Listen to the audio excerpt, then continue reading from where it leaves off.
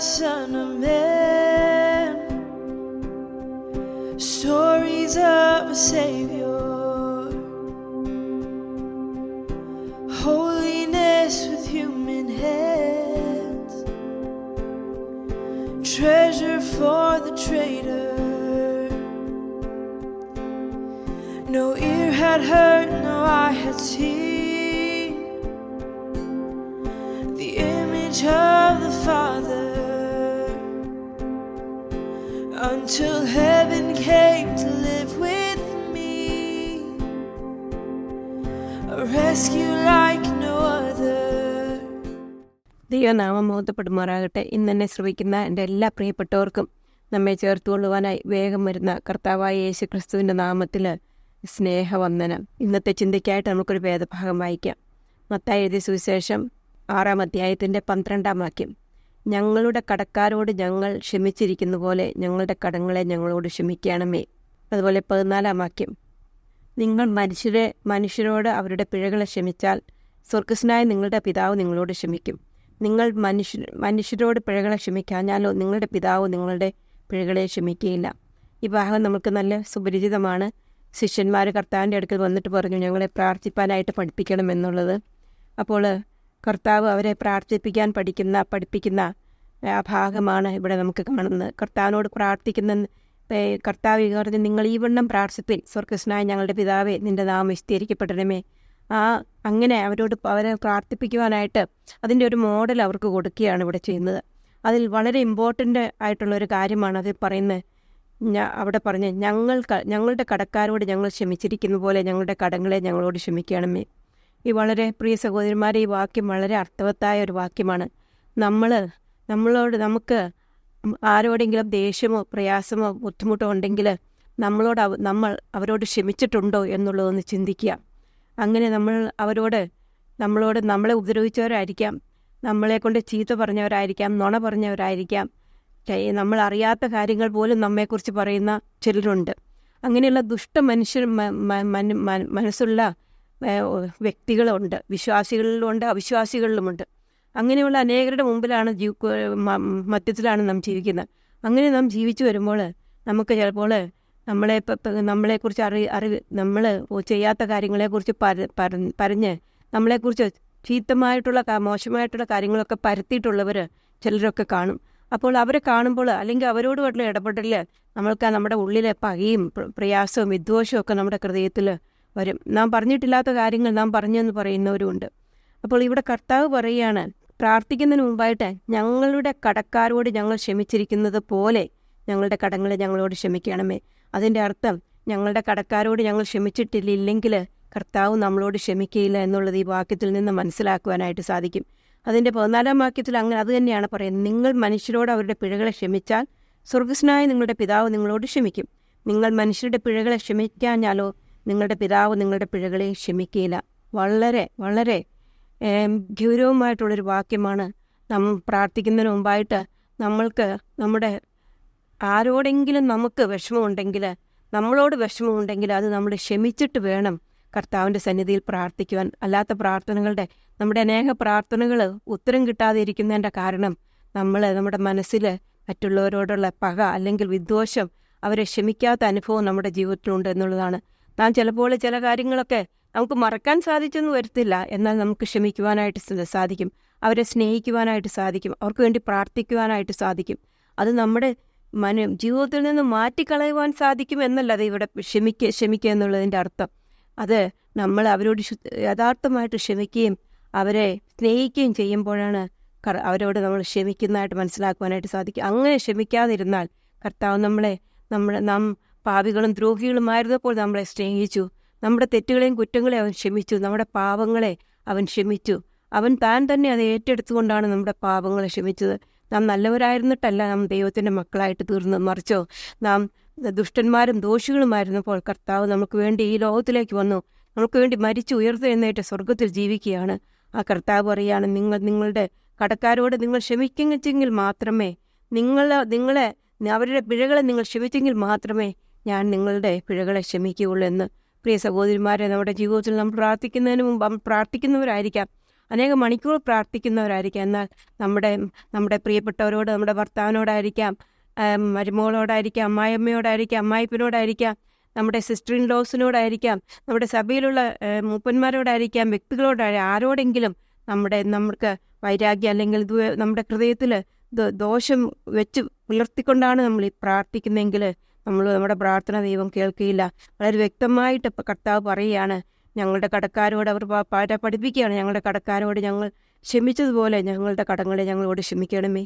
അങ്ങനെ ക്ഷമിക്കപ്പെട്ടതായിട്ട് ഇരുന്നുള്ള പ്രാർത്ഥന നമുക്ക് ഉത്തരം കിട്ടും എന്നുള്ളത് ദൈവത്തിൻ്റെ വചനത്തിൽ നിന്നും മനസ്സിലാക്കുവാനായിട്ട് സാധിക്കും.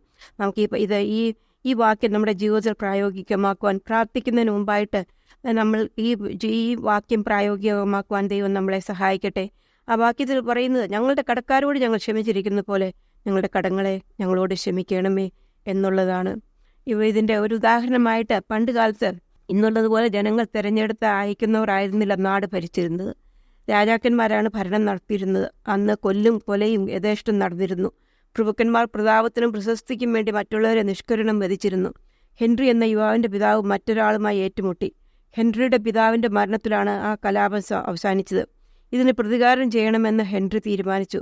ഒരു ദിവസം ഹെൻറി സുവിശേഷ പ്രസംഗം കേട്ടു. കർത്താവിൽ വിശ്വസിക്കുവാനായിട്ട് ഇടയായി തീർന്നു. ഈ വാക്യവും അവന് മനസ്സിലാക്കി. അവൻ ക്ഷമിച്ചു. അതുകൊണ്ട് അവനൊരു ദൈവത്തിൻ്റെ മകനായി. അവൻ്റെ വൈരാഗ്യമെല്ലാം മാറി. എങ്കിലും ഹെൻറിയുടെ മനസ്സിലുണ്ടായിരുന്ന പകയ്ക്ക് കുറവ് വന്നിരുന്നില്ല. ഒരു ദിവസം പിതാവിൻ്റെ ഘാതകനായ സിംഗിൻ്റെ മകന് അസുഖമായി. ചികിത്സിക്കണമെങ്കിൽ അടുത്ത ഗ്രാമത്തിൽ പോകണം. ഹെൻറിയുടെ വീടിനടുത്തുകൂടിയാണ് പോകേണ്ടിയിരുന്നത്. സിംഗ് എല്ലാം കർത്താവിൻ്റെ കരങ്ങളിൽ ഫലമേൽപ്പിച്ച് യാത്രയായി.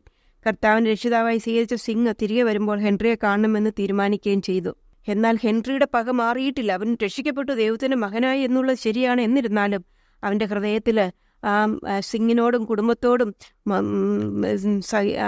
അത് ക്ഷമിക്കുവാൻ അവൻ സാധിച്ചില്ല. അവൻ്റെ പിതാവിനെ കൊന്ന അതിന് പക വീട്ടണമെന്ന് ഹെൻറി വിചാരിച്ചു. അവൻ ദൈവത്തിൻ്റെ മകനാണ്, എന്നാൽ അവൻ്റെ പക മാറിയില്ല. അവനൊരു രാജാവിൻ്റെ പുത്രനായതുകൊണ്ട്, അവൻ നാട്ടുരാജാക്കന്മാരുടെ പുത്രനായതുകൊണ്ട് അവനത് സാധിക്കുമെന്ന് അവൻ വിചാരിച്ചു. എന്നാൽ ഹെൻറിയുടെ പ്രതികാര ചിന്തയ്ക്ക് മാറ്റം വന്നില്ല. കുറേ ആളുകളെ സഹായത്തിനായി ഹെൻറി കരുതിയിരുന്നു. സിംഗിനെ ഉപദ്രവിക്കണമെന്ന് തീരുമാനിച്ചു. ആ സമയത്താണ് ഉപദേശി ഹെൻറിയുടെ ഭവനത്തിലെത്തിയത്. ആ വിവരം അദ്ദേഹം അറിഞ്ഞപ്പോൾ ഹെൻറിയോട് പറഞ്ഞു, നിന്റെ പ്രതികാര ചിന്ത ഉപേക്ഷിക്കണം. എത്ര പറഞ്ഞിട്ടും ഹെൻറിക്ക് മാറ്റമുണ്ടായില്ല. അവസാനമായി ഉപദേശി പറഞ്ഞു, നമുക്ക് ദൈവത്തോട് ഈ കാര്യം പറയാം. ദൈവം അനുവദിക്കുന്നുവെങ്കിലാകാം. രണ്ടുപേരും മുട്ടുകുത്തി. ഹെൻറിയോട് ഇങ്ങനെ പ്രാർത്ഥിക്കുവാനായി ഉപദേശി പറഞ്ഞു, ഞാൻ പറയുന്നത് പോലെ പ്രാർത്ഥിക്കണം. എന്നിട്ട് പറഞ്ഞു, നമുക്ക് കർത്താവിൻ്റെ പ്രാർത്ഥനയുടെ ഈ സെൻറ്റൻസ് ഒന്ന് പ്രാർത്ഥിക്കാം. അത് കഴിഞ്ഞിട്ട് ഉപദേശി പറഞ്ഞു കൊടുത്തു, ഞങ്ങളുടെ കടക്കാരോട് ഞങ്ങൾ ക്ഷമിച്ചിരിക്കുന്ന പോലെ ഞങ്ങളുടെ കടങ്ങളെ ഞങ്ങളോട് ക്ഷമിക്കണമേ. ഹെൻറി മൗനം പൂണ്ടു. ഹെൻറിക്ക് ഈ പ്രാർത്ഥന പ്രാർത്ഥിക്കുവാൻ സാധിച്ചില്ല. ഉപദേശി പറഞ്ഞു, നീ പ്രാർത്ഥിക്കണം. അത് നീ മൗനമായിരിക്കുന്ന എന്ത് എന്ന് ചോദിച്ചു. ദൈവത്തിന് അത് കഴിഞ്ഞിട്ട് അടുത്ത വാക്യം അവനോട് പറഞ്ഞു കൊടുത്തു, മനുഷ്യരുടെ പിഴകളെ അവരുടെ പിഴകളെ ക്ഷമിച്ചാൽ സ്വർഗസ്നായ നിങ്ങളുടെ പിതാവ് നിങ്ങളോട് ക്ഷമിക്കും. നിങ്ങൾ മനുഷ്യരുടെ പിഴകളെ ക്ഷമിക്കാഞ്ഞാലോ നിങ്ങളുടെ പിതാവ് നിങ്ങളുടെ പിഴകളെ ക്ഷമിക്കില്ല എന്ന് വാക്യവും ഉപദേശി അവനോട് പറഞ്ഞു കൊടുത്തു. അപ്പോൾ ദൈവം ഹെൻറിക്ക് അവൻ്റെ പരിശുദ്ധാത്മാവ് അവൻ്റെ ഉള്ളിലുണ്ടല്ലോ, പരിശുദ്ധാത്മാവ് അവൻ്റെ ഹൃദയത്തിൽ കുത്തുകൊണ്ടു. അവൻ കുറച്ചു നേരം മൗനമായിരുന്നതിന് ശേഷം അവൻ്റെ തെറ്റിനെ ഏറ്റുപറഞ്ഞു. അതിനുശേഷം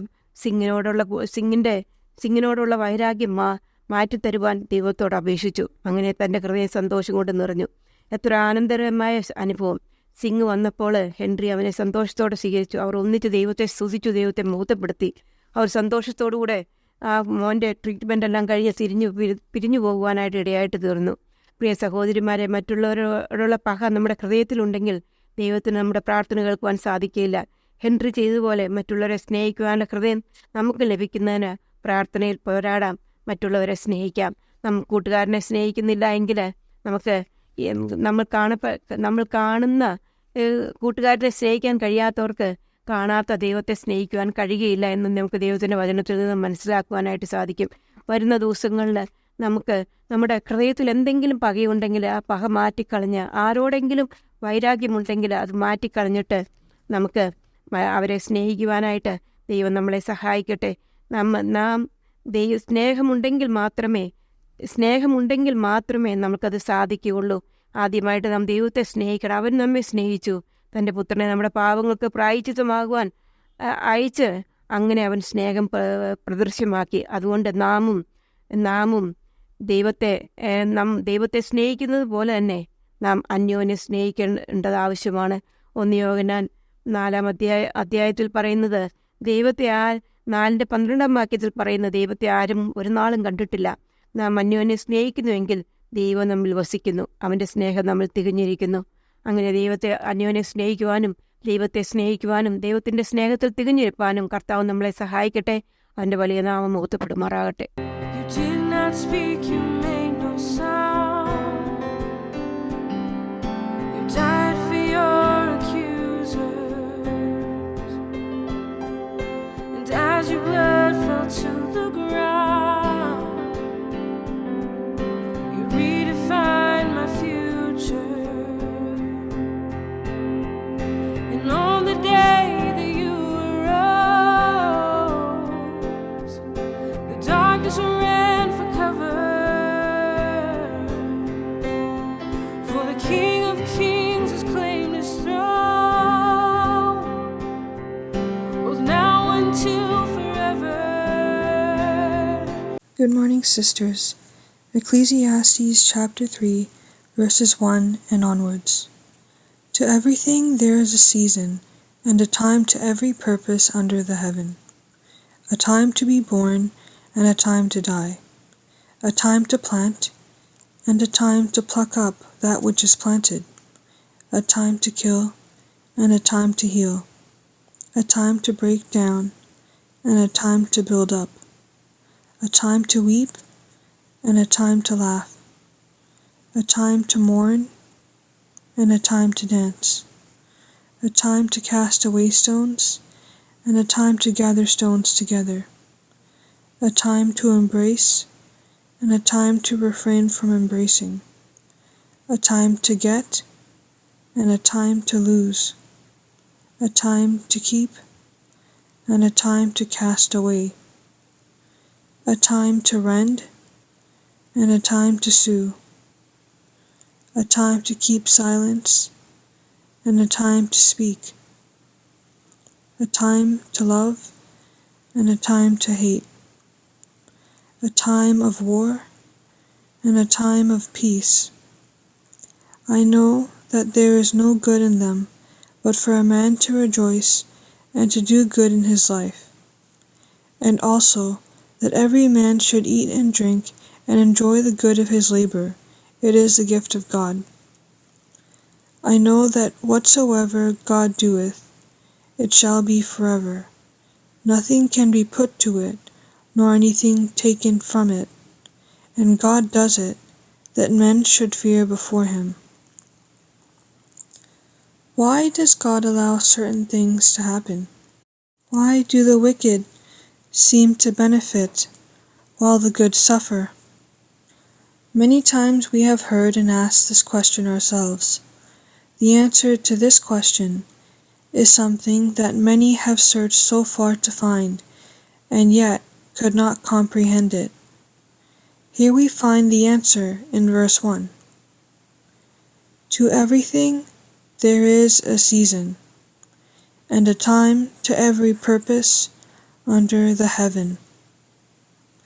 And verse 14. I know that whatsoever God doeth, it shall be forever. Nothing can be put to it, nor anything taken from it. And God doeth it, that men should fear before him.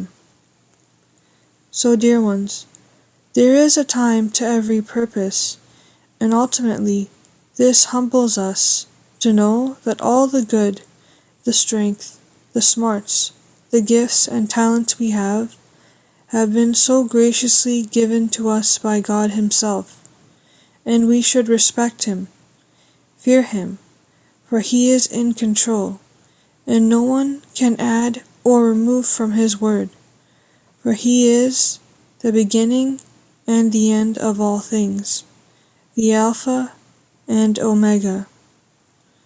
Know that we are here today because of him and his power, his powerful love. to exchange his life to save you and me from a future worse than death, and to give us a new life worth living according to his purpose. That's powerful love. May we sing this song together. Head full of questions, how can you measure up to deserve affection, to ever be enough for this existence? When did it get so hard? Your heart is beating, alive and breathing, and there's a reason why. Be thou my vision, O Lord of my heart, not be all else to me, save that thou art. Thou my best thought by day or by night, waking or sleeping, thy presence my light. Sometimes a heart can feel like a heavy weight, it pulls you under and you just fall away. Is anybody gonna hear you call? But there's a purpose under the surface, and you don't have to drown. Let me remind you that love will find you. Let it lift you out. Be thou my wisdom, and thou my true word. I ever with thee, and thou with me, Lord. Thou my great Father, I thy true Son.